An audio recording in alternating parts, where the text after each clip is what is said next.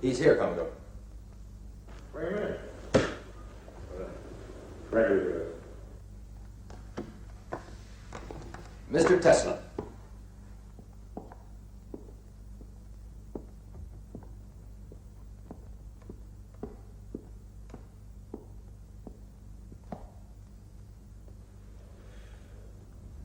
You don't shake hands, they tell me.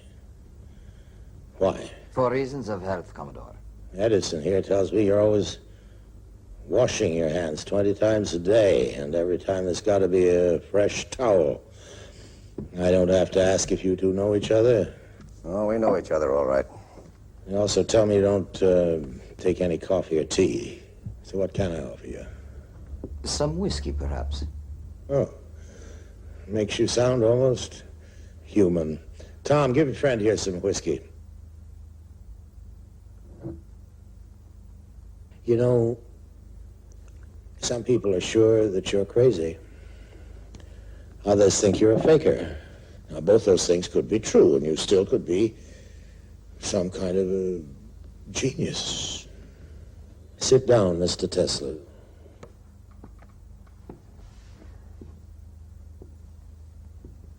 I'd like to know what makes you tick. You know what Edison says about genius? Yes, one of his pet quotations. Genius is 1% inspiration and 99% perspiration. He says you don't perspire enough. And for a scientific conclusion, he says you don't use any brain work at all. Instead, how did you put it, Tom? Well, ask Tesla. According to him, he says he gets mental pictures. Mental pictures, that's the word, with everything complete, down to the smallest detail. Is that how it happened with that brushless, commutatorless motor of yours? It says here, Tom, that the whole thing just appeared to Mr. Tesla. Some kind of vision. It was really more like a flash of lightning. And you got this vision, or flash, suddenly, in the middle of a poem you happen to be reciting out in the street somewhere in Hungary. Yes, it was Goethe. Of what? He's a German author. I'll send you a translation, if you like. Well, thank you very much, Mr. Tesla.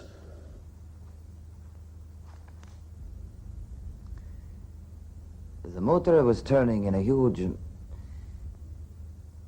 Have your whiskey, Mr. Tesla. Oh, thank you very much. The motor spun in a huge whirlwind of electricity, a rotating magnetic field, tremendous energy produced by a balance of alternating currents. Alternating current.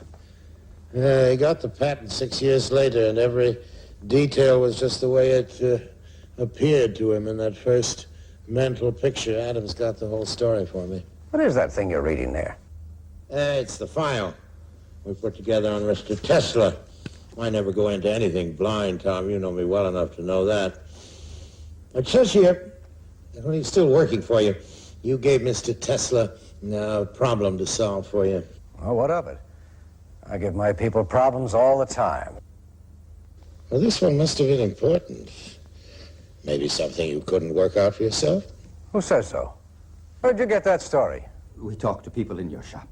Oh, I could have solved that thing easily, but as it so happens, I was busy with a lot of other problems at the time, like I always am.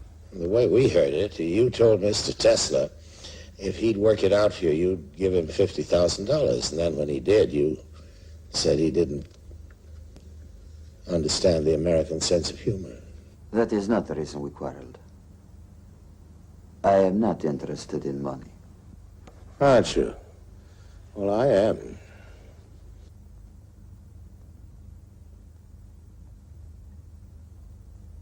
The point is that you've quit working for Edison. Now it's been suggested that you start working for me. Sit down, Tom. I haven't quite finished yet. Yes, Tom? Frankly, Commodore, I'm beginning to wonder what the hell I'm doing here. Well, I didn't think it would be fair to hold this meeting without you. Well, am I right? It's about the steelworks in Pittsburgh. Well, We're still waiting for the electric power, Tom. They can't wait for it. Neither can I. It's been over 5 months now since I submitted my plans to the committee. Mr. Tesla has some different ideas. Different? Well, I guess that's one word for it. You know what he did at the Chicago World's Fair? It's all in here. Yes. Up to that time, there were no large polyphase generators in existence. I'd rather hear it from Mr. Tesla. No, sorry. Well, I took 24 500 horsepower generators. Single-phase generators, that is. Coupled them all in pairs and then hooked them up so the circuits would be 90 degrees out of phase. Translate that into English. It means I made the equivalent of 12 two-phase generators, each with 1,000 horsepower. It was the first World's Fair in history to be lit by electricity. Well, now, isn't that funny? Right up to this very minute, I was always under the impression that electric light was something that I invented. Of course. And now I find that Mr. Tesla here discovered it. Where the hell do you come off with a report like that on a subject that you couldn't even begin to comprehend? I just collected information, Mr. Edison. I certainly don't pretend to be an educated man of science. Educated? Like Tesla? You mean he is educated and I'm not? No, Tom, nobody said that. Well, you don't have to say it. Everybody knows it. Well, we know you're a self-made man, and so is Tesla. He came to this country with 4 cents and a book of poetry. Yeah. Well, I never got near university. I had to teach myself as I went along. Yes. And the first thing I learned was respect for the scientific process. Reasoning based on provable assumptions, controlled experimentation, trial and error. But you're an educated man of science. He does everything by guesswork. He doesn't even have ideas. He has hunches. I wonder he's gone haywire over this AC business.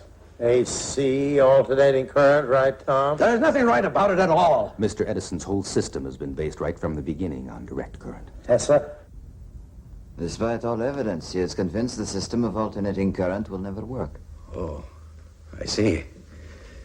A man of visions and lightning flashes feels that Thomas Edison is suffering from delusions. Simmer down, Tom. Tell us about Frankfurt. Frankfurt, Germany, Tom. Or don't you know what happened in Frankfurt? Adams, tell Mr. Edison what happened in Frankfurt, Germany. A man called Olivo and another man called... The hell with the names. Just tell them what they did. They have just managed to transmit electricity over a distance of 160 kilometers.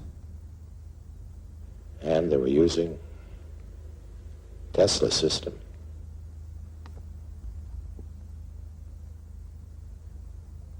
And that's over in Europe, for God's sake. We've got Tesla right here under our noses.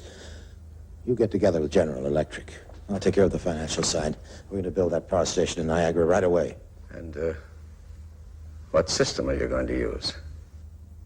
Well, Tom, what's wrong with giving it a try?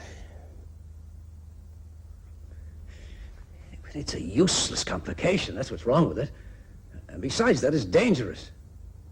And if I had my way, I'd have the goddamn thing prohibited by law.